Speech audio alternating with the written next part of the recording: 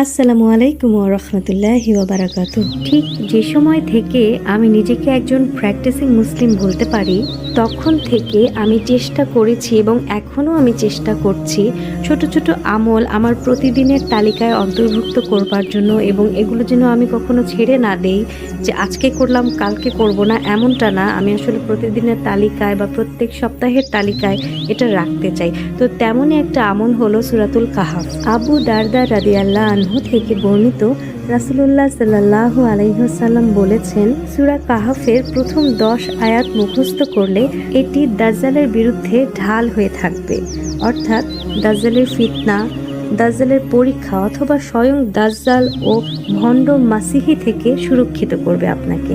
এছাড়াও আবু সাইদ খুদরি রাদিয়াল্লাহু আনহু থেকে বর্ণিত, যে ব্যক্তি জুম্মার দিন এই সূরা পাঠ করবে তার নূর এই জুম্মা থেকে আগামী জুম্মা পর্যন্ত চমকাতে থাকবে এবং 2 জুম্মার মধ্যবর্তী গুনাহ সমূহ মাফ হবে।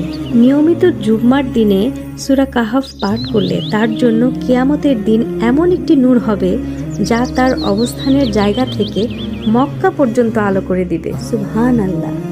আমি চেষ্টা করি প্রত্যেক জুম্মাবারেই সূরা কাহাফ পাঠ করবার জন্য, এবং আমার ব্যক্তিগত অপিনিয়ন যেটা, আমার মনে হয় আমি যদি কোনো কারণে আমার মিস হয়ে যায়, আমার একবার এরকম হয়েছিল, আমি মিস করে ফেলেছিলাম, আমি পড়তে পারি নাই, যেহেতু সূরা কাহাফ অনেক বড়, 110টা আয়াত, তো এটা পড়তে অনেক সময় লাগে, আমি মিস করে গিয়েছিলাম। তো আমার কাছে মনে হয় আমি একটু স্লো হয়ে যাই সব কিছুতে।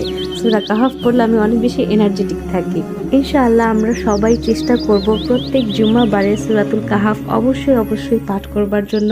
সবাই ভালো থাকবেন, সুস্থ থাকবেন, আমার জন্য দোয়া করবেন। আল্লাহ হাফেজ।